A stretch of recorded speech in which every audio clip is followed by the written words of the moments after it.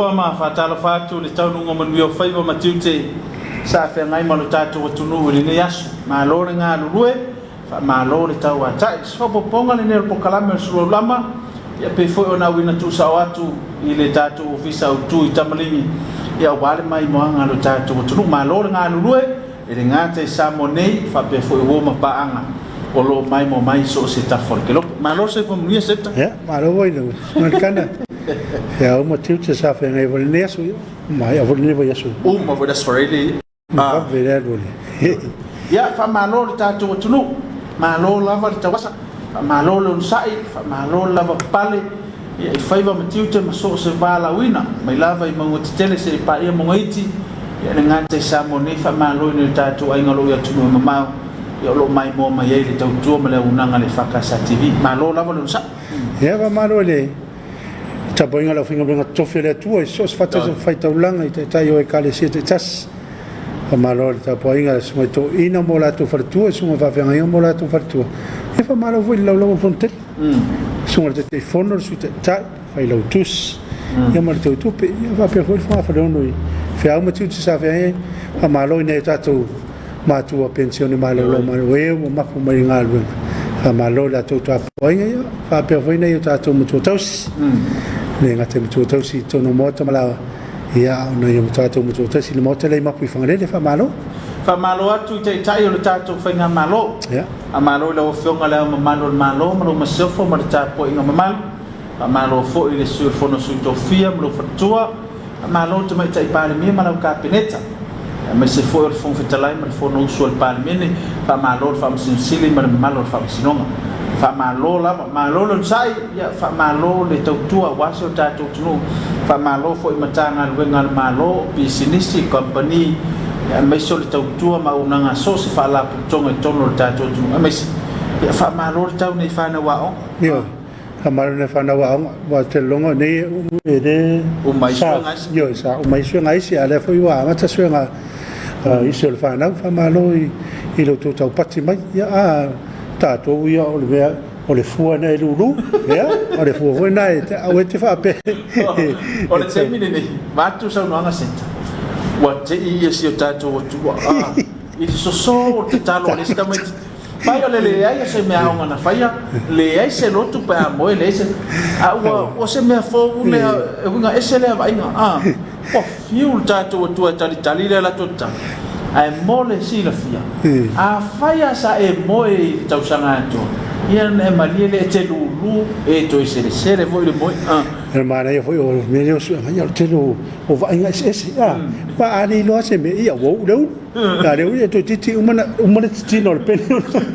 ele pa u le urma a mela o malele o fai le malo a wole ai lo se me foi su io no eto ele fai lo malo fa malo no sai pa malo foi pula onga mo fai onga i lo to fita i tunga le ngate neve tau su na fa malo ile ngalwe sa fa tilo neve sa to le la tato se atu sunga hips ya ngato le fo ta sile tamali o tato wa tunu tu malon ta efso son te lelo no efso son tai le ya au ye te lelo no ye so ante le so son ya to le fo ya fa solo ina le o fil fo Masolo no mo excel masolo fa excel ya ale la se atu ya to le fo ya pola se tato fa malo chino le piafi ya fa mai fo nga wengo le ni ya ya manai fa fia nga wa tato maftan po kalami o solo la ile o pull down for kosanga ila e develop ai pe la pela no let's la no ka au lima so kosoma ya oi sa o le lo kingo sa o na lo faka mai lunga e kai kodu fa siki kai sfut o me fai so se exercise lava ono pitu walo iva solo ya le silava e ngale ku sai mawaile lo kene lo le la akosoi e vai mai la le la ku lima la sai kong mo ale lai fako ko so mai fole lo faka pas dua dol pa lima ono, fitu, walu, iwa, spolu. Ok, o kua lo kau au, ai sosora i kiki ai luma, ai kosanga i kua, hasi, lua, tolu, ha, lima, ono, fitu, walu, iwa, spolu. Ok, sosora i kua, saisi leo close o luma lo whakawhaka, mau kau au hoi, e mo sao api ala ave ka vale ku van de I sao lo ai ko so mai a oi au ki au dropping as do dor pa im on fit var im full e mo wai le tone apo o masa maloki e mo koe fa all life koe fa maro seia maso ie le upiu pa e wa maso ka o ke lo maso lo kingo is like a fuse box a tone up ma shape ya fengo fianga ku koko il mero kingo rai fa de ko o le fa maro skingo e go vai ngol o le ka fa maro skingo o le memo mo era nga exercise e tone up le maso lo kingo e ko nga solo koko ia awonga I whaingo fiele circulation long system awonga I se me whale kong al me siri o ngā ua e o whakasi ara whamaro skingo mau me ai pāreng o me ai pārengi o me ai o le feedinga le kingo oi a lenga mau lau marosi I le whamai ma pui o I le whamai ma le whamai so o me mumura wa leu vai kako e koru vai ngai vai o me ai pui po cheki fu o me ai fa kupu kingo ia po me ai fo ie fa o sone marosi o kankara le e pa le fia la po e manga o miela me ai fa kupu kingo o me ai o le energy alanga la o protective food so sesia e anuai po le rapoa po le fia la poa po le fia kingo la poa ia po le puka po le ona me ai pui e pui ai o se fa ma ese low skin o eyes low joint o low kingo e le be uma me ai pui so me ai pui e kawanga le be uma I tae te kaka I e lua so me la leu fa piko wa kaka le pa o le fie fa po e kaulang kele lang me ai I le me ai me fa kingo body proof lo winga e kaunga langa ia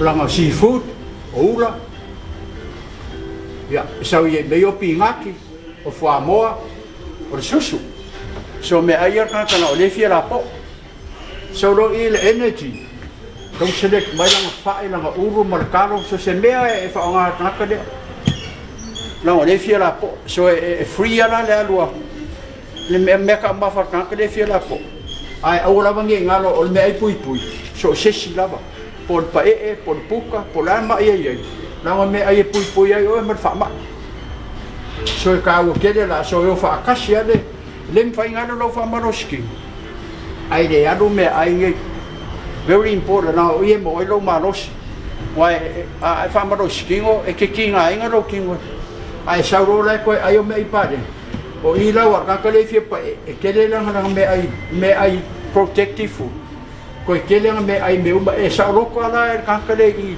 se va nga o ingi si ma es pe ke o suka po se me fa penga ale fa inga pe suka fa o I la me pui o le me ai a fa kupkingo ya do la ngai a pa pingaki seafood sa nga I la sisi fa moa e va venga o protein uma ia high protein e va venga nga mau le sisio manga le mga oi a I le me ai energy food e ana mga miele ulu mal fai a ka kier kalo o kalo e fai a 5 ainga digest a o I fai mal ulu mal ye ma e fai ngo fia but anyway pengo fa for kanka yo le fia pa fia kingo le sa loko ai meia ai fili o songa ka ma fakeda ia pe o le whamaramaai ngā kua, whamaramot, whaftai ia.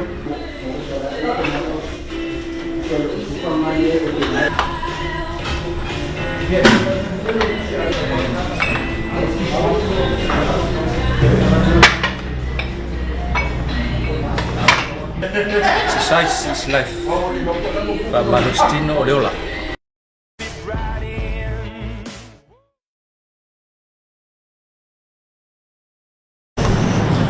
Ya, lea sa mai mo mai tatu watunu uile. Sunga tole fo. Bana ye le fa marostin. Mane telele famarstino le failo le sunga tole forte mali vola tunu lo non si la fia e tu langa ia ele ngatala le famarstino. Ya tau mafa wai o fa tasel famarstino ma tau mafa tau wai ele anga ma lo sol kolin. Ya lo tu ngau li kolin ni mia. Mana ye le fa sinonga sunga tole fo sini. Mana ya. A mesela e fa sino le masini, ma non fa ngai. Aina. Ma le vaengo le tino ya ngai. Ia o te talito. E li se lo fa tai tai le fa. La wa fa tai tai. Pa wal me ya mo sina me ma fa foi le ai. Fa tai tai. Al fa tua.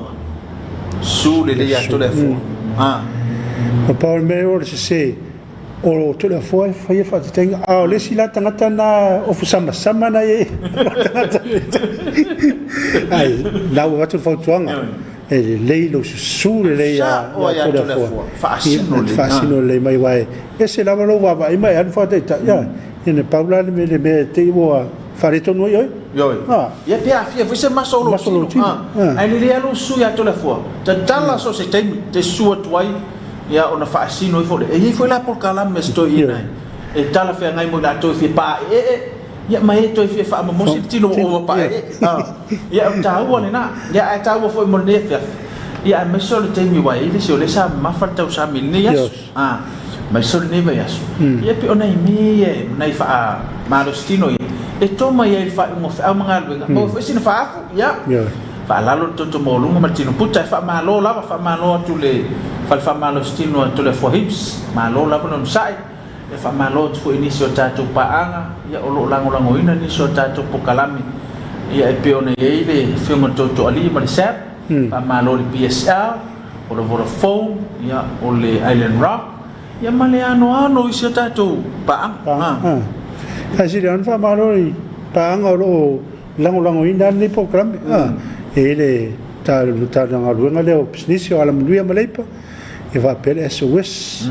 ia ma i si ta ya ona ta pa una o tatu ba nga lo lang ina ni programa mo de toi fa malo mai la de puranga si o la fingal venga fa malo i fa mo tu te wa te longa na wa ta pena o ai ya malo la non sai malo tu fo ya deuta ma si va ya fa lo fa to anga e fa malo le to fitla ya seni mali an ya maniso tatu pa fa malo tanga ngo so fu malo loina malo lava lo sai fa iba mtiu te ya mission fa nga solo mo tu pui malo lava lo sai fa malo fo tanga ngo le mali ni e pe ona tanga nga ya le alu lu le po ya malo lava lo sai fa malo le fa to ya fa malo fo ela to nai a pusito fanga ma tau le fale atau tu dia mai tino le ngatai mau ta malam e fa pe foi na tolo mau tanga singa sa malo le auto sima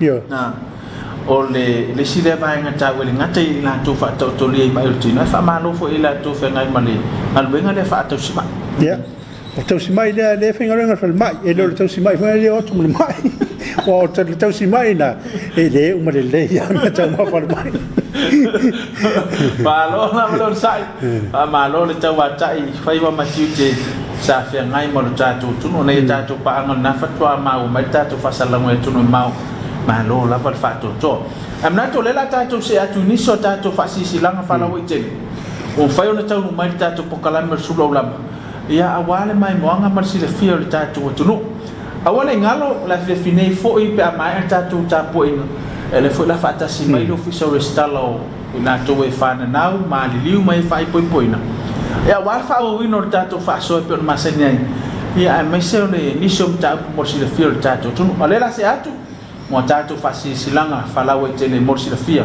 tato tu no smile mai mo Fasisilanga ma le ofisa o aʻoga a le kalesia e fakasā avanoa faigaluega muamua avanoa pule aʻoga kolisi o le ulumiga fou tulaga ma gavaamoʻomia umia faailoga tikeri faafai aʻoga ma tala feagai mo le tulaga pule aʻoga i kolisi maualuga maua tomai ma gavaa e pulea leleai aʻoga maualuga le silafia i taʻiala faiga faavae ma polokalame e faafoe leleai aʻoga 5 tausaga sa galue fai aʻoga ai malamalama i le siʻosiʻomaga o aʻoga ma le faia ma isi ma tafaioi po auaunaga faamaoni ma mataalia i auala e ausia ai manulauti o aʻoaʻoga ma fesuiaʻiga talafeagai ia faatumauina le lelei o aʻoga faataua le vafealoaʻi ma le komiti o aʻoga ia lelei le aganuu ma taʻu le faautautaga i le mataisili e ala i galuega faamisiona i aʻoga a le kalesia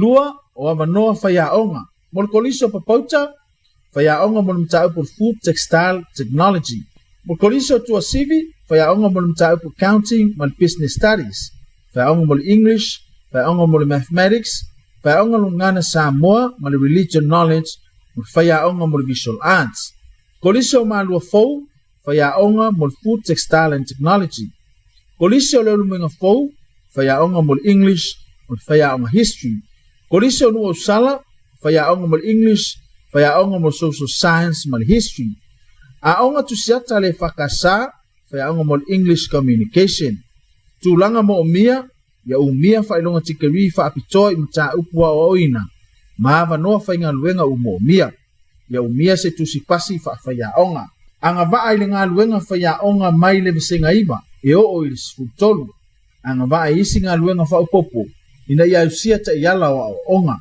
3 avanoa faigaluega lagolago failautusi o le kolisi o le ulumiga fou na avanoa puka o le kolisi o papauta fa ia tauao mai mea nei pe a tusi talosaga mai muamua tusi talosaga mo le avanoa faigaluega 2 tusi pasi ma faailoga taualoa e faamaonia faa le tulafono 3 faamatalaga o le soifuaga CV fa tusi faamaonia o galuega sa galue ai 5 tusi faamaonia mai lau faifeau 5 faatuatusi tusi tausaga faatonu aʻoga le fakasā tamaligi ia pia 6 tapunia tusi tausaga uma i lasfaraile a 17 Desema luafe luatasi i le itulā e fā i le afiafi faafetai sainia le faatonu aʻoga a le fakasā fasisilaga ma le kalesia faapopotoga kerusiano samoa i vaipuʻa o le a taʻotoʻia sa o le vaofilifili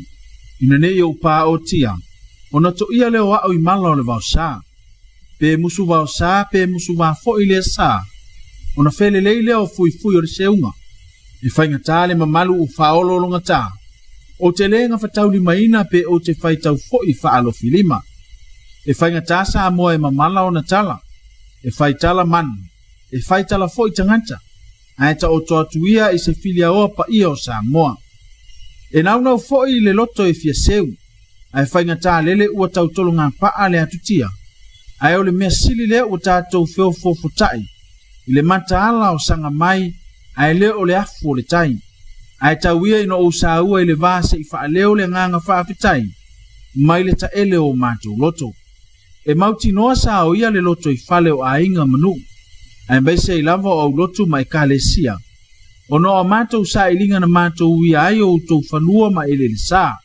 tainane o outou maota malawa e lē fesiligia foʻi le avea ai o i matou ma faamamafa i la outou avega tauavi o atinaʻe ma galuega faatino o loo fuafuaina o lea matou te momoli atu ai lava le faafetaitele ia outou susuga i toeʻina ma faletua suga i faafeagaiga ma faletua afioga i sea ma faletua tausi ma tagaluega ma faletua afioga i te akono ma faipule le paia ma le mamalu o Samoa o le whanau le atua i Samoa nei matunu e mamau o i latou uma na agalelei malolofa mai a matou saʻiliga i so o se ala lava faafetai te le lava o lo outou maau ma lo outou milosia o outou faafatu atia ma nono iai ona o lo outou amanaʻia o lenei aulotu 5 vaivai e lē o auaoa le lagi le silafaga ati a lo tatou mataisili o la outou taulaga osi Na vanga li mai I mātou a wale fausia ino le fata fai taulanga. O le maunga o le atua. A wao si ngā taulanga matapua inga le ni au lotu. Male nei nuu. O lea ua tū le fai langa. O lea ua taulau o le faa moe moe. O la tātou taulanga fai fa atasi lava lea. O la mātou fa atonga mamata I le atua o le ana manuia.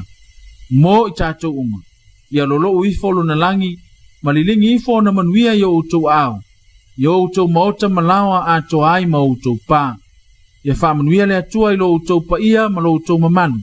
I tiu te mawhaiva ese ua tutofi ai lo utou soifua. Wha manuia le atua ia ka le sia ma wha lapu tonga. Ia ti na e mga aluenga o puno wa iai. Wha manuia tele le atua ia Samoa ngalelei. Wha fitai lava. Sainia le sunga le wha whengainga. Ma le pa ia o le ka le sia e wha ka sai vaipua. Notice from the Office of the Clerk of the Legislative Assembly, Parliamentary Youth Program, Tuesday and Wednesday, 14-15 of December 2021. The Office of the Clerk of the Legislative Assembly, in partnership with the United States of America Embassy Office in Apia, will be hosting a Parliamentary Youth Program on Tuesday the 14th and Wednesday the 15th of December 2021 at the Parliamentary Precinct in Mulino'o. The Parliamentary Youth Program aims to inform youth participants about the inherent functions of Parliament, the role of members of Parliament, and the functions of parliamentary committees. Participants will also have the opportunity to observe parliamentary proceedings. There are 150 openings for participants between the ages of 18 to 45 to attend the two-day program to be held on Tuesday the 14th and Wednesday the 15th of December 2021 at the Maoto Tofilau Eti Alessana building in Mulino'o at 8 a.m.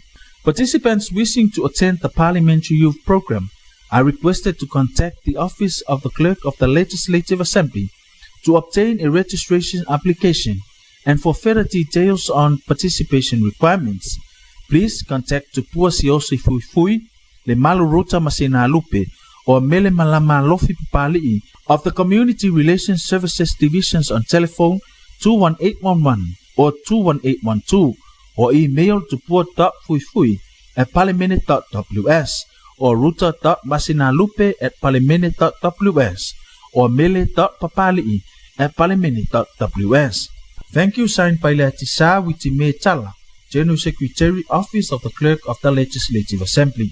Fasisilanga me le official fai lau tusia wao le kalesia whaputonga kiusiano Samoa. Tau fonga. E fasila fa alolo atu. Wahama noa nei mo tau fonga leipa only. Ngaluenga nei e pei ona tau inalo. Tau sol fale centenary. Pa ilumo le awala ile urumoinga fou. Va ile fale mataanga. Ngaluenga fale leia il polisi inu ausala. Pa pea mangaluenga fale leia il fale fono i malua. Mo nisi fa matalanga winga inga luenga fa amole mole fa fisotai le sunga yanta wala tulomi ile telefoni fitu ono baluono fitu e mana o mia le tu ina mai o tau fonga uma au le mai al vayaso le nei mai fatu atusi uma tau fonga ile sunga ile faila utusi wao ofisa tutonu e faka sai tamlini e pia fa fitai sainia e vava tau fao faila utusi wao le faka sa. Ya nisi no fasi silang fala we tele ya peon sila mamai mo maelta tu tunu ya awale sila fia ini so ba nga peon e ta tu fasi silang manato le wa ta pena maelta tu fengalot ya le wa ta pena maelta tu fengalot saunia le fakasa mai masina fangalo la rote tengal sumale officer ya flangona ilaba ya e fa mo mai ta tu ta po inga le la fatasi mai le official restala mo pe fanau fai boipo ma pe pamaniu ya wan fa o wino le tatu proclame la mato talo fa pa ina le tua le fita fa fonga tatu tunu le tatu tapo inga o le nefaf o sumer mai.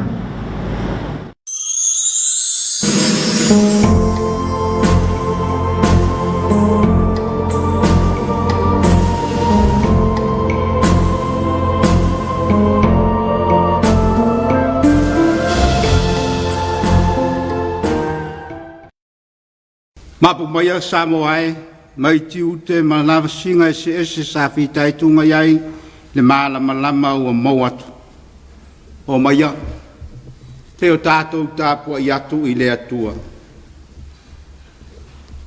O le tango lona lima i le suoto sina ma te paitua, e le tatau ia i le malo le atua. Tātou te talo mo le nganga pa ia. Le atua mamanae, siri ese lo suafa i atua o malava. Mātou toe o mai le nei afiafi le ali ie, o i mātou malo atunuu, ma le au whaafafonga tāpua e o le nei afiafi. Ina wai ufe au mga luenga sa whenga iai mautangata. O mātou mana o mi ai lo fisua soani wai vai i mātou ma le ato toa. E au ina i folo wa nganga pa ia. Se i tau toa lua ina lo mātou vai ma le ato toa. Ina iau mātou whai ai o sauninga. I le moni ma le whamaoni.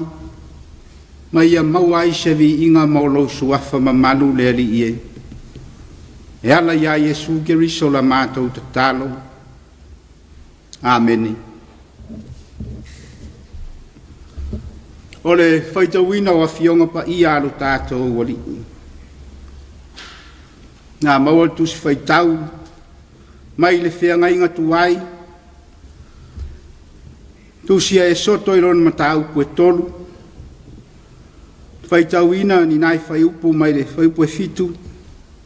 Se ia whangata i le se fulu ma le lima. Whaafafonga maia.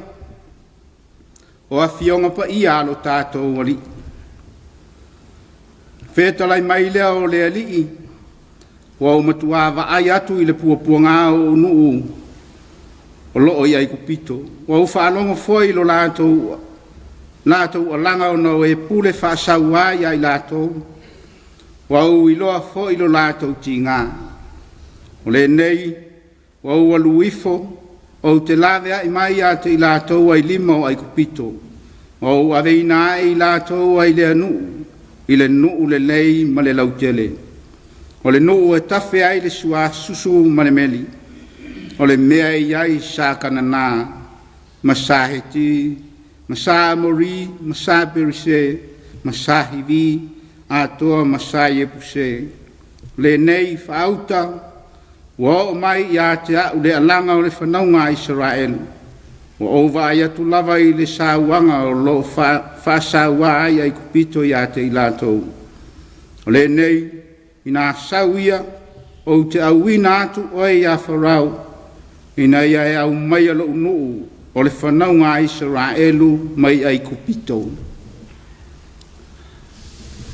Mai le whengai ngā whau. Evangelia luka i lon matau kwe iwa. O te whaitauina mai le whaiupu e limas fulmane fitu. Se ia whaangata mai le toe fuaiupu. Luka i lon matau kwe iwa. Whaitauina mai le limas fulmane fitu. Se ia whaangata mai le whaaiunga. O lato wo i le ala, ona whai mai leo le tasi a te ia, o te muri atu i a te oe i mea uma e te maliu atu i ai. Na whetala i atu leo Yesu i a te ia, e whai lua o alope, e whai foi mea e moe ai manu whelelei, a le atali o le tangata, e le ai se mea moe ai o ia. Whetala i atu o ia i le tasi, nā muri mai e i a te a. Au a whai mai o ia, le ali ie, tu mai ia i a te au. E au mua i alu e tanu i louta maa. Au whetala i atu Yesu i a te ia. Nā tu pea ia i e oti e tanu i o lātou tangata oti. A oe, e te alu matala i atu le maa loo le atua. Whai mai foi le tasi, le ali ie, au te muri atu i a te oe. Ai atu mai a te au. Se iau mua i whaama vai i lo wainga. Whetala i atu Yesu i a te ia. O le tangono na lima i le suoto sina. Ma tepa i tua. E le tatau. O ia i le malo le atua. ia whamanuia mai le atua, e ala i le tātou whaitau ma whaalongolongo atu ia nā whionga pa ia. Tu mau ia te ia le mamalu, le viinga ma le whamanu, nei maaso umalawa e o atu i le whavavau. O nai mawhau whaunga e taita ina i tātou le nei tū lafi afi. O le a maua mai sina matua mai le tusia, Luka sa whaitauina, Luka ilon mata upu e iwa, le a whaunga ina le fwai upu e ono sifulu ma le lua e whai mamatua, o te whaitauina. O le tangalo na lima i le suoto sina, ma tepa i tua, i le tatauia i le malo le atua.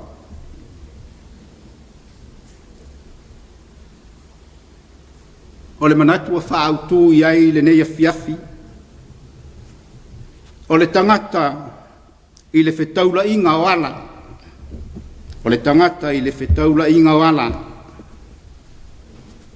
Te le ala o le tangata. So se mea sa ili ai. Matua tele mano anoa i o nala. Ua tū nei le tangata i le moa o le whetaula inga o ala. Ma vava ai le tele o le maumanga ala. O lo tau oto mai i ona luma. O le ala mua o ia o le tamao le ainga. O le ala lona lua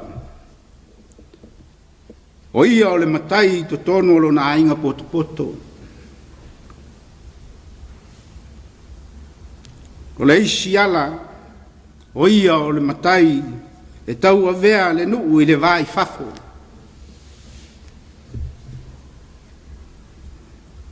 Lo ia i loa foi le ala e savali ai o lo na tofi fale kale sia. O ia o le ti akono le au au o le faife au. O lea foi fe taula inga o ala o lo iai ma ona tiute fale malo. O ala umanei, mo taula inei i le tangata e to atasi, ma ua fōlinga mai ai, o le atu uisi ala. Ai manao i le isi ala. Le atu nu ue malau whaafafonga.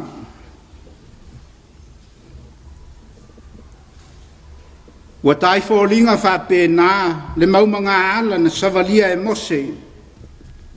E ala ilo na mala uina. O le ala mua mua o ia o le perenise o le malo ai kupito. Ai na ua ia savali le ala o ia o le tangata Israelu. Na ia savalia ai loa se ala fou. Ua ia uia. E ala o le whaila fumanu. E ala o le tamata usi a inga. O lona mala awina e le atua ina ia lave a ia Israel. O le whao fina atu lava lea. O le isi fo i o ala fou. Ma le savalinga fou i a Mose. E mawhai o na whao puina whapea. O ala o le atua mo le savalinga a le tangata. I oe, e manino i le atala le tasi o le ala. E whaata oto e le atua. Ai mawhai o na o fia o mai ala uma o le o langa o le tangata. I te tono al wala wina o Mose o lo iai le manao mia o lona i loa whaaperanise a o i le malo ai kupito. E iai foi malan savalinga whaale tangata Israelu. O ia e loto nuu. Ma alofa i ona tangata. Ai le taimi lava lea foi. E mawhai ona ia tau a vea pea. Lona ti ute whaale tamai li tono le ainga. E le ngata i lona nuu. Ai whapea foi lana vā malana whanau. E tasi le ala le tua. Ai au fiau mai ala o le olanga. O I fo'i e manuia ai le whātaunuunga o savalinga uma a le tangata. E le iti oa whita lai le ali. O le tangalo na lima I le suoto sina ma tepa I tua. E le tatau ia I le malo le tua. Wafo ia to e savali le tangata I ona ala tuai. E le mawhai ona ia whamari e ina lo na manao I ona tiute. I se taimi e tasi. E I taimi e pepelo ai. E I taimi e tua I solo ai isi on uso atua oi. E I taimi e manatu whaapito ai lo naola. E I taimi e lima tango e se ai mawhai me se se. Ona fusi ai lea. I mea whanoa noa. Ona o mea e tutupu I le ola nei. E au whafo ngai. Whamai le moholi mau whawhale upolu. A le pepelo makuluku le whailaunga. E le mauani ana mea. O lona winga tu salava pe ti a kono pe kalesia pe au au. Ai au loi taimi o le matai. O la fua isi ala. O le lave lea o le mauala. E savalia e le tangata. E au noa ma le atua. Ua tau mai ai le fuli tua I le atua. O le toe tepa I tua le auso sa mole mole ai Yesu. Na la I loa ai. O le ala lave, o le ala lea o le taru sanga le isi. Te I toe tu atu ia se I wha maa vai I lona ainga. Ai taru sanga foi le tasi. Se I foi e tanu I lona tama. E manino mai le tali a le ali I whaola. Lona le matua tali aina. O nei talu sanga. Nei wa ai ala o le ali. Se ala I le tatau o na toe alu e se ai se isi. A o le nei wa toe fia foi. Peisia I e whapea o le mea sili ua o wiloa ala o le atua. Ai se I maa o mua I o na o mato e o mai ai lea.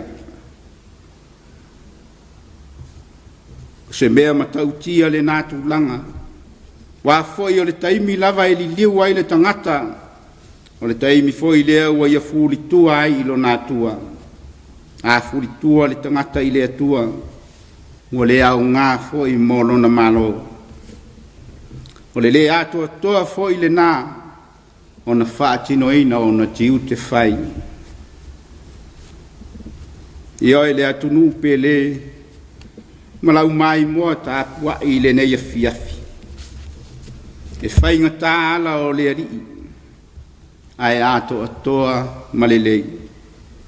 Si la fia le leia Yesu le nā whainga tā. O le ala leo lona tatalo. Ava lo utamae. E te mawhaia e oe mea umalava. O lava le whaia lo loto. Ao lo fina ngalo. Si la fia Yesu le whainga tā. Ai sa ia sa uni e talia. Pea whai lava o le fina ngalo moni lea. O lona tamai le langi. O le ala fita lea. Wha lea tua na iu I le wha o la tanga ato toa mo tangata uma. Ai lo moli mau mai Paulo I lana tusi a Filipi lo na mataupu e lua. A o iloa o ia o iona fōlinga wha peo se tangata ua wha mau o lalo. O ia e ia lava. Wana ana. Ua o ina maliu. O le maliu lava lea I le sātauro. O le mea lava lea ua matua whaea ina ai o ia e le atua. Ma fua ina atu ai ia te ia o le suafa e sili suafa umalava. Ina ia to tuli vai umalava I le suafa o Yesu. O e o I le langi, atua ma e o I le lalo langi, ma e o I lalo ifo le lalo langi. Ma ia tau atu e laulau whaiva umalava, o Iesu ke riso o le ali lava ia i uai le vi inga o le atua le tamā le au soe ua o tātou savalia toe ala o le nei tausanga ia o tātou sava vali ma le fia au lava nei o tātou toe tepa i tua nei le ai so tā ai mo le malo le atua ia manuia tele lau tāpua inga samo ai so se tafa ai mai se o fai ngā malo longa o le nei e fiafi ona o Iesu amene tātou vi atu ilona vi inga se lau fasfulu ma le tolu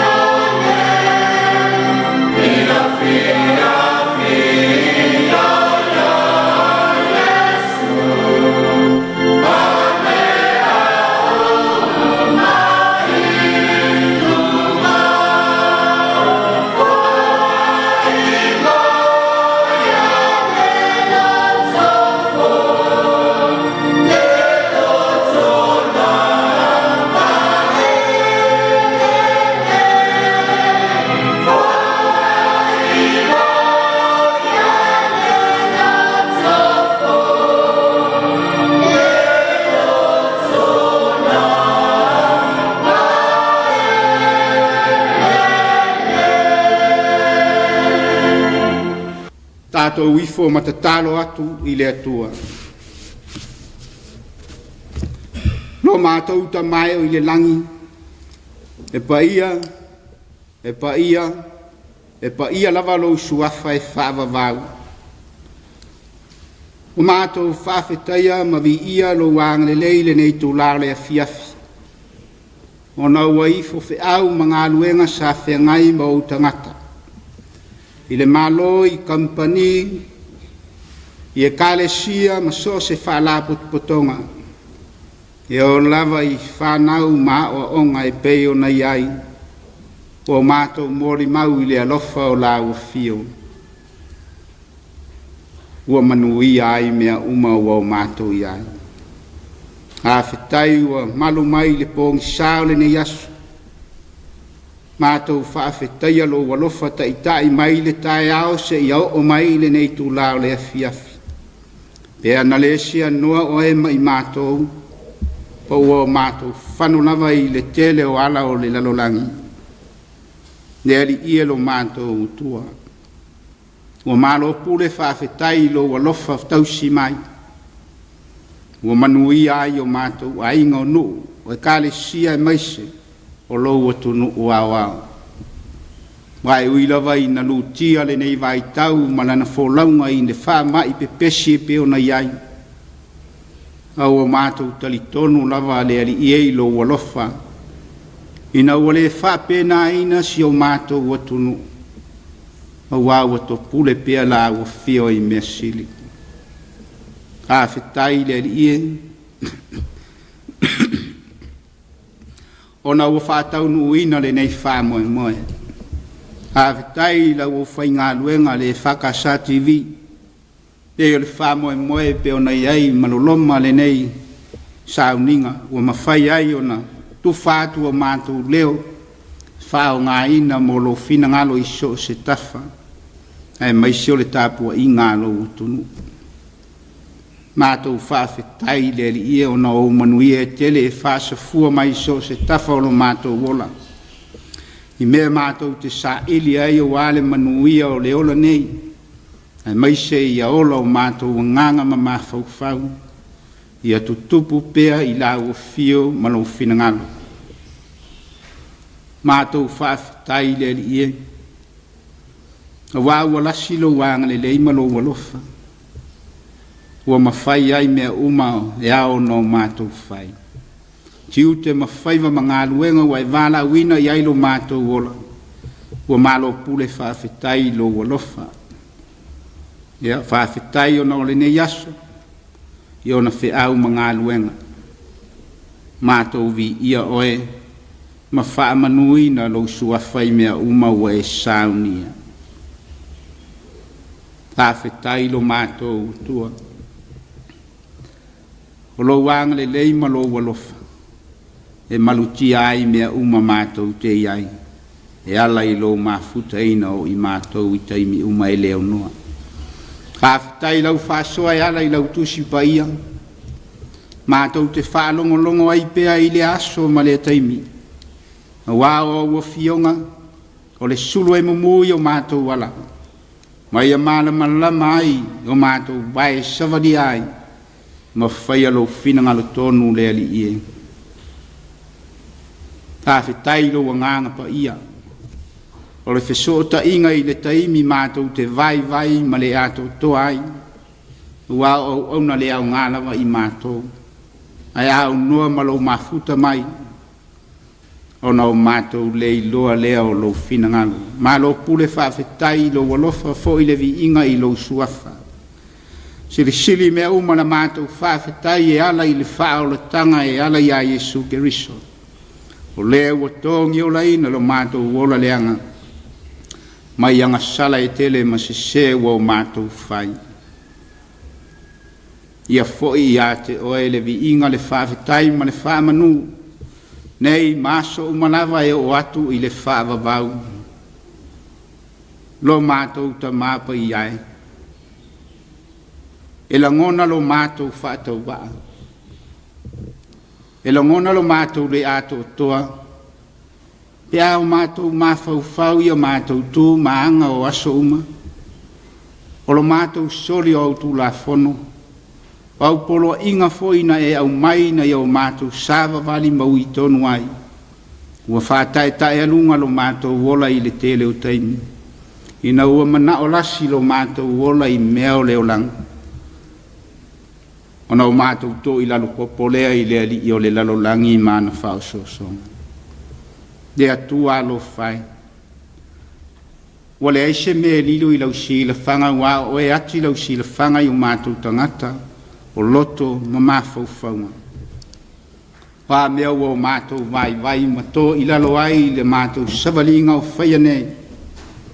Le ali ie. O i mātou lava o tangata e fūri tua so o i lau o whio.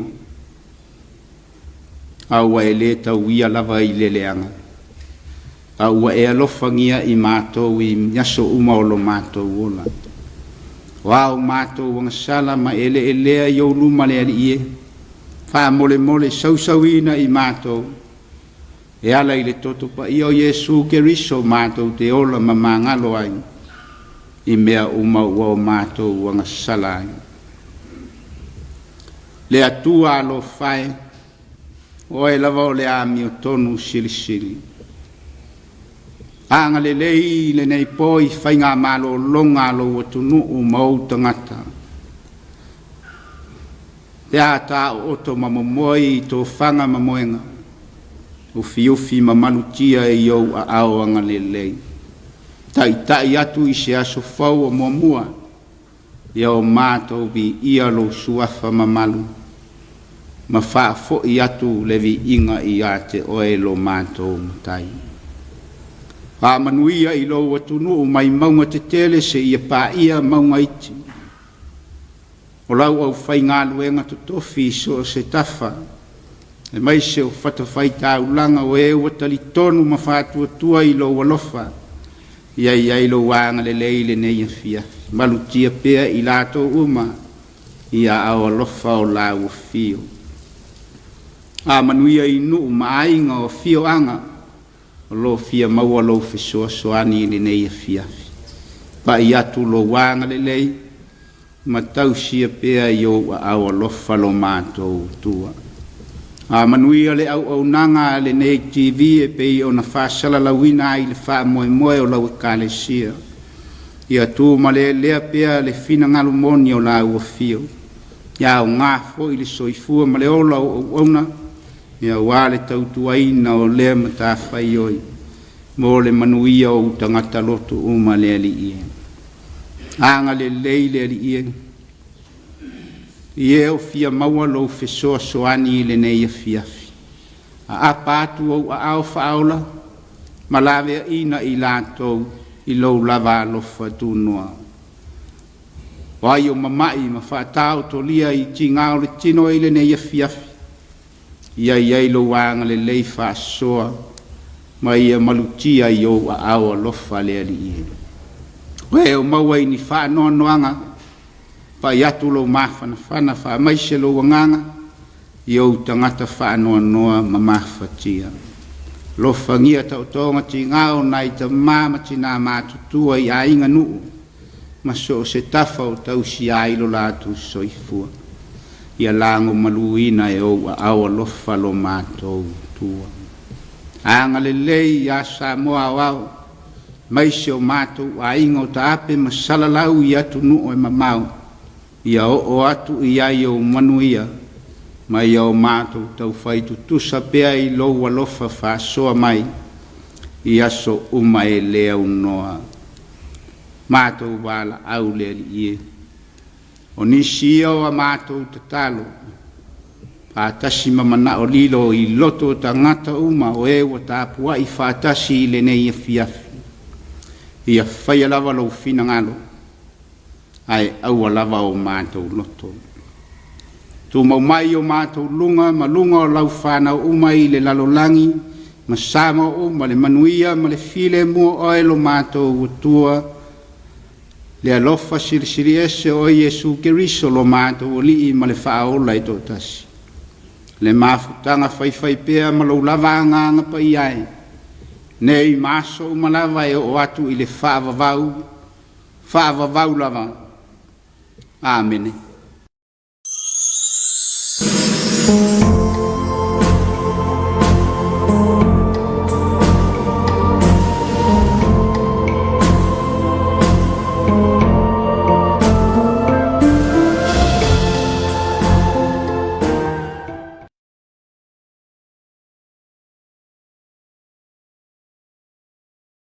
ia ua whaafonga maua tātou tunu i le whaua tala lei ia manatu fo i walongo i fonga o tātou tapausili tātou taulanga whaafitai ma le taulanga osi tātou te sula ma whaamanu i nei le rofa sisili eso lo tātou tua ai mesala ni tausinga mo le nga whaafitai tele tātou tofu nea fiafi sungara o sosani a whilangoa i lama ma le kale se masina i whangaloa whaafitai mo le tāpenanga matangofiri ngā te tālu sanga o vininga o le tua ia le fufa manatu le whaua tala lei o veo sifatu pa o i loto manganga i le tupu mola wale tua mono na malo ai sila mai moa tātou tunu ne fiafi ia fia whaafilo i atu le fu mātou whatasi ma le sunga suri stala ia po le whionga ia tofa ia mua tupai sila pela posesi po suri stala o le ofisa o la turista laina e whanana mai o e ufai poipuna mai o mandi whawau tātou whaasoa peno ina yaso neva yaso peno tātou mawhune po kalame ni o surolama ma loso e whamanuia ia sumaya ma tala mai au tau sunga ni suristala ne ia toi whaatala o whaatufo i lua sunga i whai whiau whauina whaatau taia tātou por kalame ia whaatalo whaatufo i mai moa whaafunga mai le pai o Samoa le nitu la fiafi ma lo le tau atai ni aso e whiau mga luenga ma lo soifua ia tātou tau whai whamalo malo fo i le tātou toa malo fo i le lava pale i whaiwa mitu te mesela ia o le tau tua ino o tātou tunu ia manatu o sila fia o tātou tunu o wha mo le fiafi a o le itu ina atu sunga koseta te tala laina telefoni ia ele le bion tātou anga ele tātou whaasoa i piona suma i le ofisa man le sa tātou anga i aso i lua o tona i atu i le stala ino e whanana mai ia e mese fu o manino mamala malama ia ina manisio au lape au sila fia i le tunu al ne fiafi le sumai ia mua ma atulo suafi ia e se ia anga ia sau noanga i le tulanga le tātou se mai i pepa whai poi e o whai poi poi na ia e wha manino ia inga matulanga a o le teme te tala i tātou ringa ia e te tala fo i alfesili a whai e whai poi poi na o e whanau ma te tala lava no manu maua le lao sunga ia mua ia tali e nise whaafsik whamoni mori ia whaatai ia lewa saudole sunga le whai whiau aso e lua tua nai ia sa ngai lava tātou whaasoa i le restaurina o pepe whanau mai ia te langona la ne fiafi ia la vats whamtalanga i tusai o le restaurina o whaapoiponga ma e tasi le whaafita uli o lo ia i tono Samoa o runga li i le whaipoipo o isi au ngā li i wata i toa lua, tolu, wha, lima whanau e le i whaipoipo ale le urunga li ia a tolu fo e a ngai na whaipoipo ai le ngata lai nai le whaipoipo i le sunga le whawhia ngai ngā po le whaipoiponga ia po se ofisa fo le malo ua anga baa po o yeise lai se ne whaipoiponga ia ele ngata i fo ina e tau lava o na o mai le urunga li ma le pepa lea sa whaatumu ma saine teime le whaapoiponga ia o mai le mātou ofisa o na restala i lea o na aloa i ai lea ua whaatu la whanoina le whaapoiponga lona winga ia le ngata ina ta tau wao na whaipoipo ina ia whaatu la whanoina ma ia o mai le ofisa e le stala ia ma avatu loa whamatu atu le pepe whaipoipo o le pepe whaipoipo na o le pepe alo ia le na ia le whaongai so se mea e whaelo atu ai le ulunga li o whaipoipo o le whaipoiponga o lo whaatino e sunga fo i whawhengainga ua anga waa ma ua se tulou le au whainga luenga pa ia le atu ua i sene whai whaipoiponga ia o le laisene le tustalonga talsanga ai ia ma whaamatu mai e le ao le malo o sunga fo lai whawhengainga po o ofisa restara ua iai le laisene whapoiponga e restara fo i le ofisa ia ua iai laisene whapoiponga lona winga e te tau fo i le ofisa fo i whapoiponga o na iai le laisene sunga i whawhengainga ia po restaura o se fam sinonga i mal mato officer fo it's ta wana ile lai sende fai fa poipong ona nga vale na te fa tino ina le fa poipong a fa pe o mai le ngali i male pepa le sa saini sa fai fa poiponga ai siaki ko mato le ile mato le stala ile i ia se lai sende fai fa poiponga le ale fa fenga inga po ia ile ma fai foi ona restala ia tulanga na ia le tulanga na sa wana ile le laisene ia o se officer fa ponga po se sunga fa fenga le ngata le na ia a se ulunga ali fo ia o se ulunga ali wala ngata tau manga va mo le fa ponga o lona winga ile te tau na toi fa po se tane po se a tamaitai ai le te talaina se fa ponga le winga fa mtalanga a fai ua maliu le to alua ia lona winga e tawa ona fai mo mole pepa maliu le pepa maliu le na e tawa ona sila ia ile ofisa fai fa poiponga ona fa tino lea a fai foi sa fai mo se to alua fai poipo tawa la ona fa tino mo mole le tete anga divorce le fa tino i le ofisa fa sinonga ma fa o mai le ofisa fai fa poiponga ia ona fa to anga ba fo le mole fa tino inole o le fa poiponga ia o lona winga o se isfam talanga e pa utonua i le unga li o fa poipo le tau o no o mai le official restaurant mo le stala inole o le fa poiponga ia wa le tulanga le na ia e to e sulu fa mai nai tina fo ia po ni tama fo i o la o to tete e to e sulu fa mai po le stala ina ia nga i le official fam sinonga mo se tangi postulang fa pena ia e sia ke to mato ele i le stalaina ia lona winga o lai ia le faitalia ia po le sala tonga e to e fai ile si to lua pe fai ile fa poiponga ona le o fa tu la fono ina le ia le fa poiponga le unga ali ia mai se fa fitau te le la balea o ia nei o le tele unga ali ona nofo ai le ai se fa poiponga o fai ia pe o le tau amatanga atu le o se whamtalanga ia o le isi la tūlanga o suafa nei e whaonga e te tono le whapoiponga e te tau a ona o ngā tusa lelei ma suafa lo le pepa whana ina ia whaingo fia ai ia ona iloa lelei le tangata ma le tangata ia o inisi o whapoiponga e iloa lo wa whaalua i le talaina ia te lewa sui mai le fai ia ai maua taswelana tulanga tauna silsila ile ofisa fai fa poiponga e tawa ona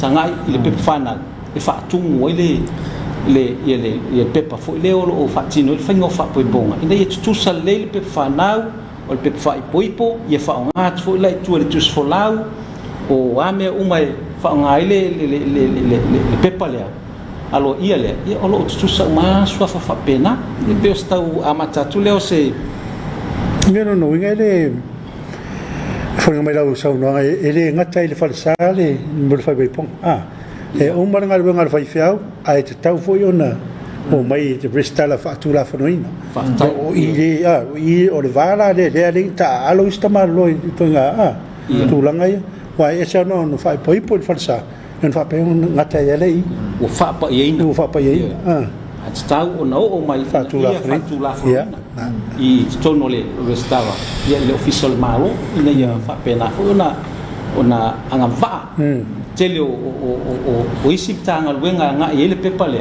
ia olai alo ia le mana ia le vai ngo sau no isu nga coseta o le nga fa le tala le o man fai poni i no fai fia ba tu le fa nga luenga tu ai le restalaina tu sale ala ma fai ao na minoi le tangata le e to e fai le foi le si fa poiponga ale le restalar fa poiponga la se vai nga ne ia tu lang sa na pe sa no ele o mo la vola o fa pena o restaurant tono le e kalesia ma le lotu ma tu lang fa pena ia o le fefe ya tangata tu lang na ile fa pena le aya mai ia na fefe ina ile fa sino le tu lang ana ia tu lang na ele ole umile umanina fa ipoi polase umi e tau na tu mai le office tau na restala ala fo ila sona fa salanga pe fa to yo no restala mai le chamber fa poipo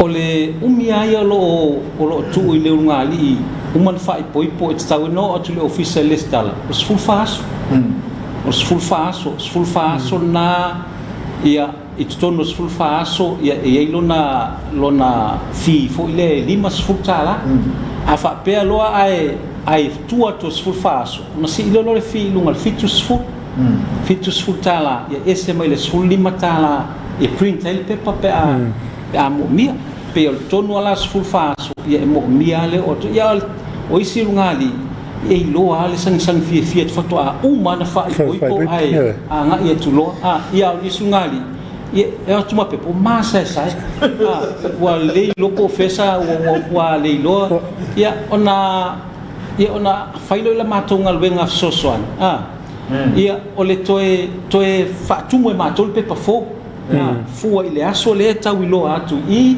a fa pe fo o le mo ma tol pe pa tu ile ia toe fai fo ngal so so toe fo I tu le kalesia ma le fai fa poi ponga fa mo monga o ia ia ina toe mai se fa mo monga fo ile e no toe fa tu ma tu se pe pa fo po tu langa na ia ai malo fa tai modino mama lama na to la tala tu ta to leina e sunga fe fa ko seta lua va tasi fituval ya le utala tu ta to numero lua va tasi fituval e te vala a mai pe a fai se tulanga e te fia fa fisilia e pe ona sa no le sunga ya mo e winga le fa le stalino e fa a fai fo e me se facilita tu ta po so tona e te tala la vala mano ya e te vala a mai ya le utala tu ta to leina lua va tasi fituval e te vala a mai pe a fai si tulanga e fia fa fisilia a le ta o le baenga le o e ta to fa so ma le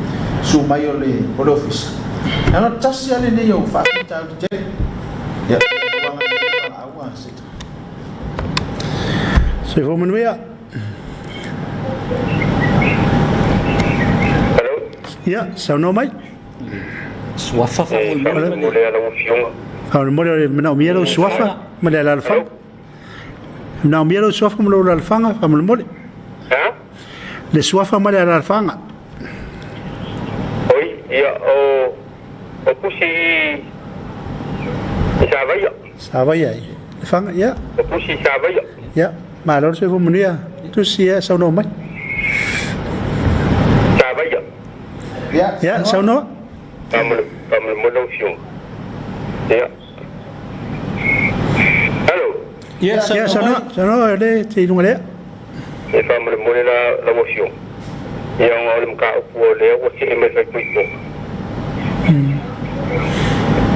ya ya se di ngol mka o le pe pa fanga o danga ka o ia mka o nga ya sa no ngai e me ku ia ai pe fa fa ka ko le ku ngai e le mama la ma ko kanga ka sauno ya sa no mai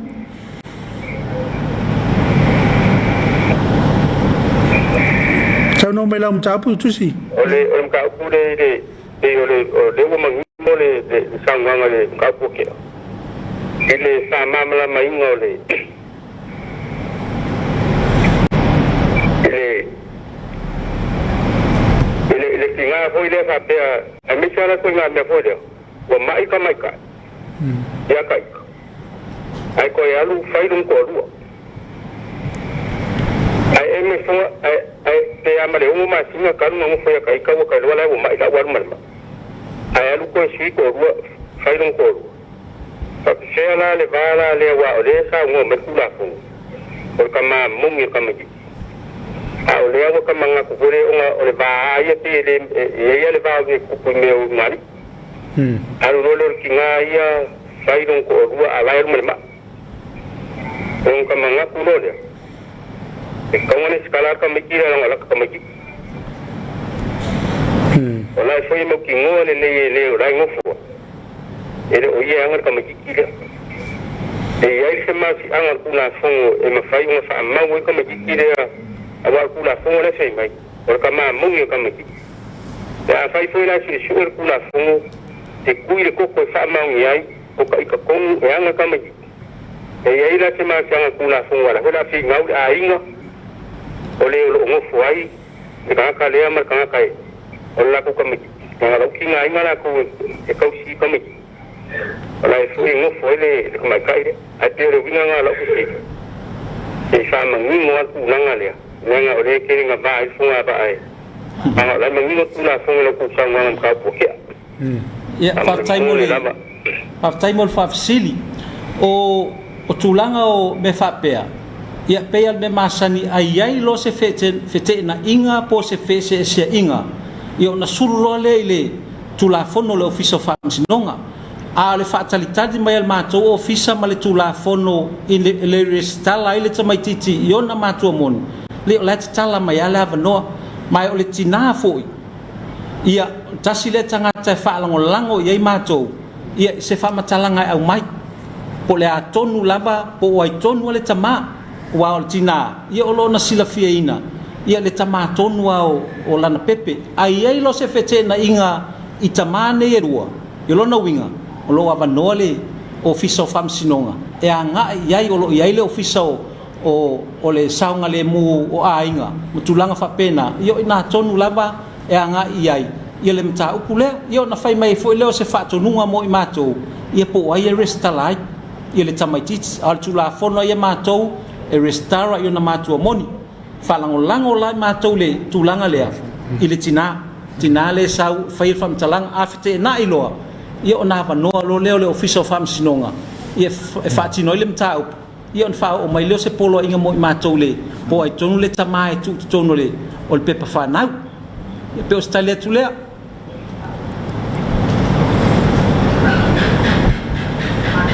faamaliaina le fesili tamā ia faafetaitele lava i lausiuga ia foi poukalame ma le faasoalia ia siasi ia tai soifo ia faafetai ia manaia foʻi le faafesili e si tamasi ia no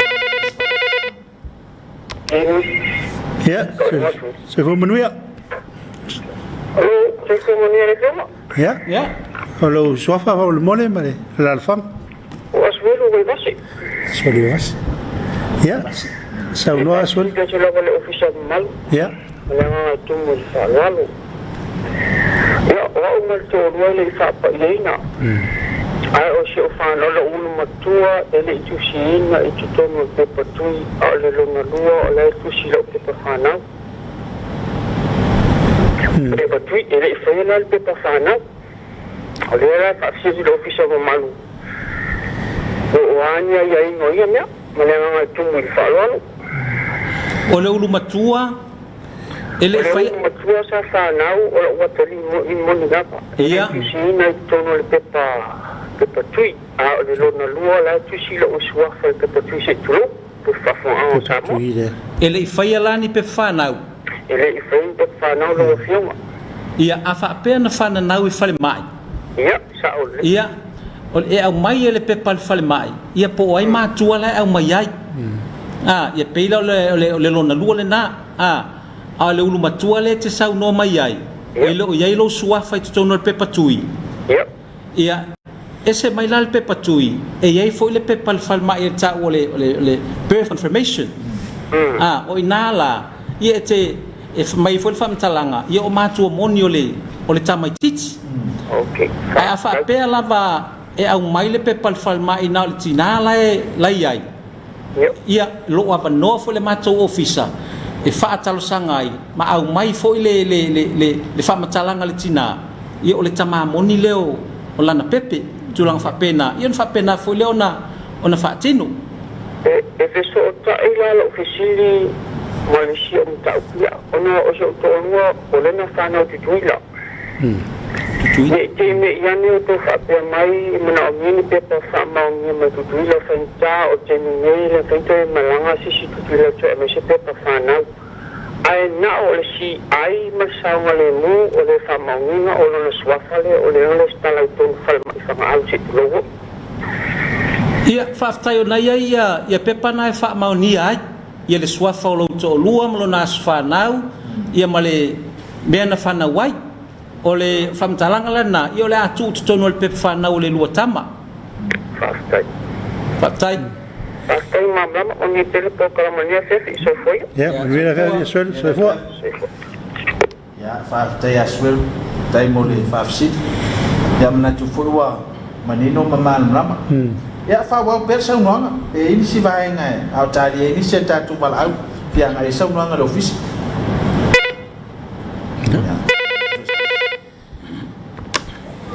So fo manuia. Talofa Talofa.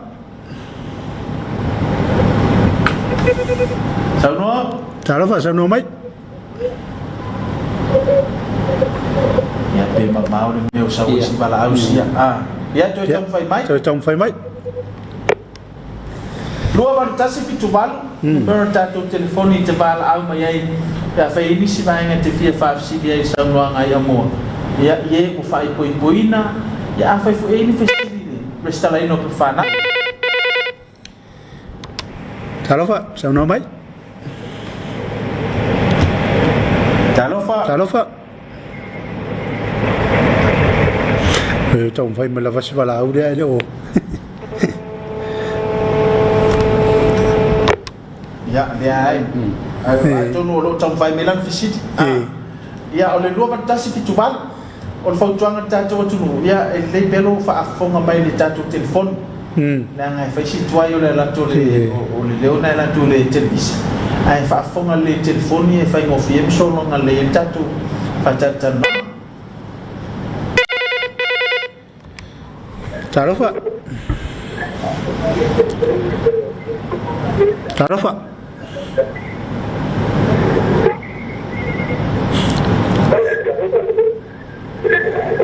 Mau al mele sa wesi. Ya. Talofa, so fo manuia. Sa no mai. Ese vou po calabria. Po calabria.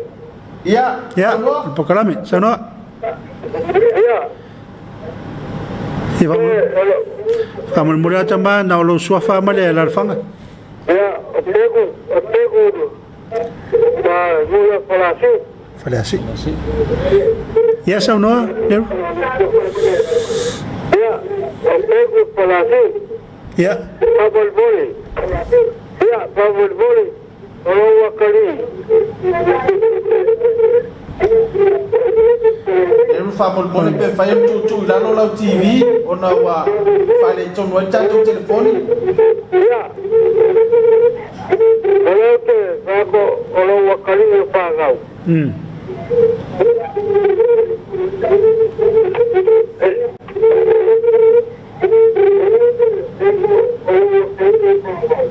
Sauno wa telefoni pagau porque queda. Ya. Alule tege farko rua. Au pagau la wakali. Au ko saun ba kai alu abali tege oye e kabaki. Ya ba kushia ya ile go. Ova pega Ia ale alu farko rua akila ilo wakali. ia wa le tina moni na ole tama titi ia o telefone na malo sianga o ia o tina moni ia e tu si ai o ia o le tina I fa maunga o le pepe whanau Rasao albere o kuku. Sauno Ya alo fa vilave. Wale pa kasimba. Rong kila, rong kapa, rong kogoa. Wafai rong kogoa. ile to lua lona lua ia e soli tu la fono la le fai u le to lua lona lua e soli tu la fono le ave o le lona to lua lona lua ia matama o le tamaititi e tawana ave pelo watali ia matama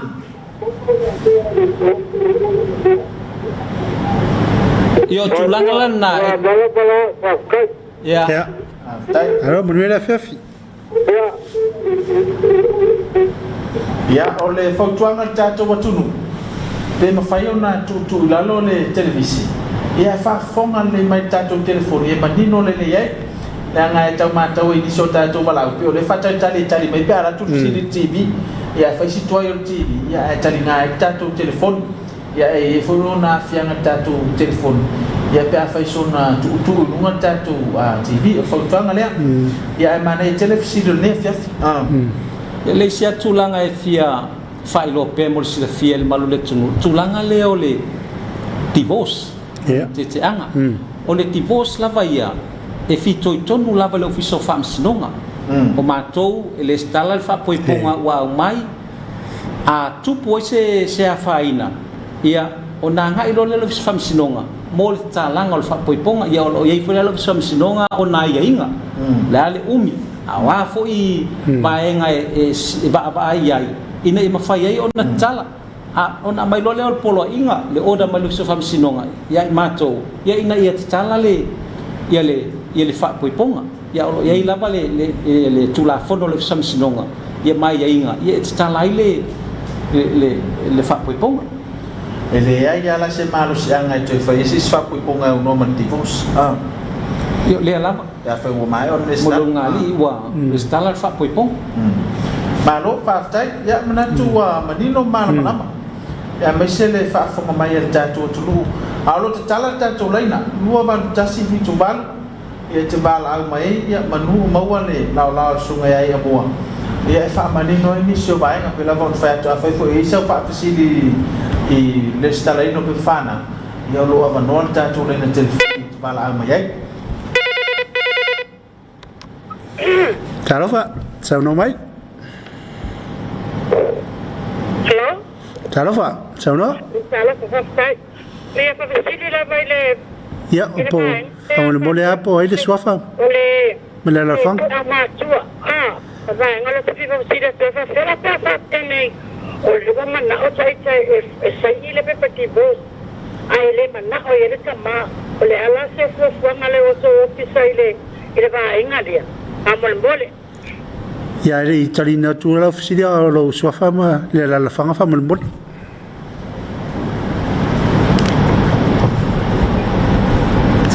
Tina, lo suafa male la fanga va mol mole. Alo te bala au ka i bailo.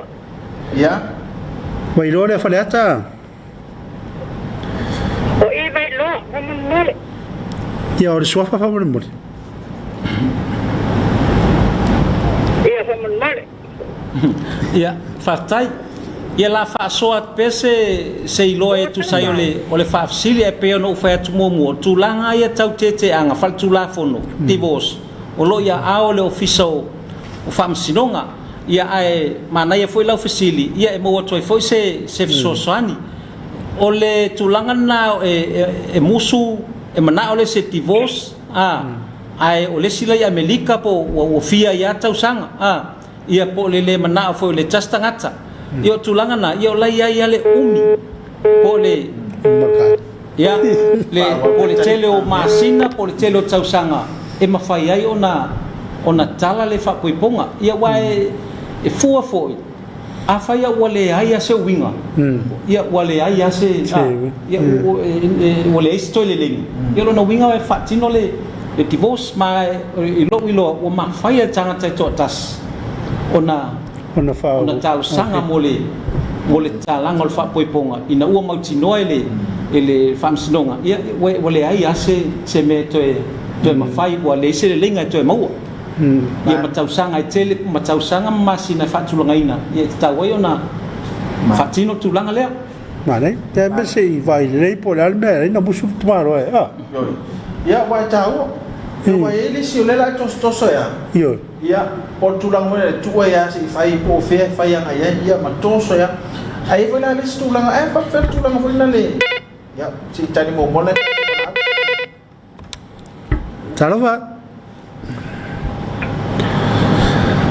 Talofa sa no mai o suafa male la fanga fa mole o lo que sia kalangwa o lo kali inga tap ya au le meu kupu wa fise fu o mai atini ngai o le asa le ko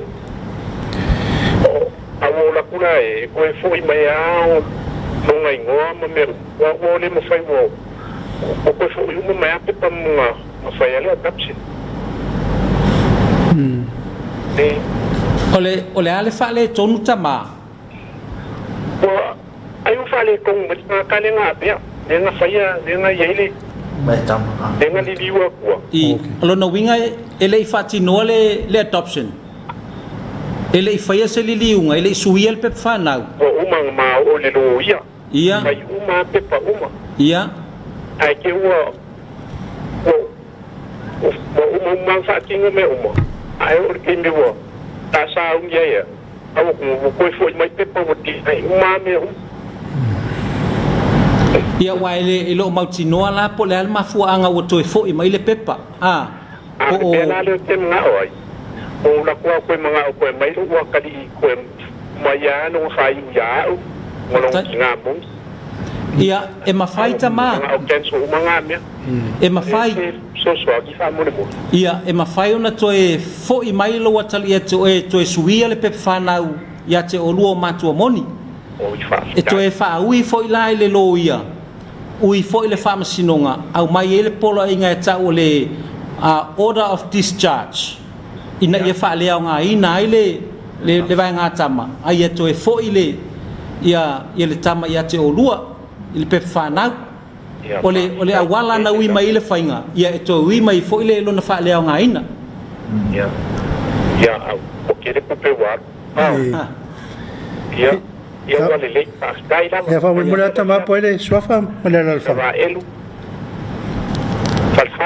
falfa aftai e fa aftai mo de le ff ia fa ena so ia mana ia fa afsili ono le tato te mi fatu la ngaina ia e po fo ta fi mi so tato po kala melia manatu ia o tato ba muli fo na le fiaf ono tato te mi fatu la ngaina ia mua ia la fotu ia la manoa se vai ngau tato po kala me te fi sa no ai ia mani so vai fi fa ma no mo le la tato po kala ia faktai ia wai ulea ia no foi le vai fo I por kalame luo toe ia mo le fa wa wina tu le restaurina o e maliliu ia ma mo e foi lava noa ia mo e fia fa sili ma fia mo foi sila fia ia inisio mata o pu le restaurina o e fana mai ia toi foi inisio mata o pu I fa pu ponga ia leva no vai asfo ia ole nganga ia ole ofisa ole foi numero fa wina vai nga restaurai ole o mai o mai foi le restaura po le ale tu ai nga matua o iai pepe fatoa fa na mai se po le ale matua o iai o mai foi le restaura wai o memonia ia se va na wala te na o ta mai se va na o fia ave I fafo adopt to mai foi pepe fa na mo ta pena I pepe ia pe foi la le mele wai nei fa manuia nga ia mo I mana o nga tu mau o nos fultau sanga lima sfurtau sanga o nai tangata ni lefto a mai ia ai ngai fai pe fana ina uilo ia mau ai le fa mamianga le ia ai avanoa le ofisa so se tangata na fa nau Samoa ile ai se mafuanga no ti ai le fainga se pe fana o lo ia lava tu la fono fa tia ia ale ofisa ia e wia ia mo le fainga se pe fana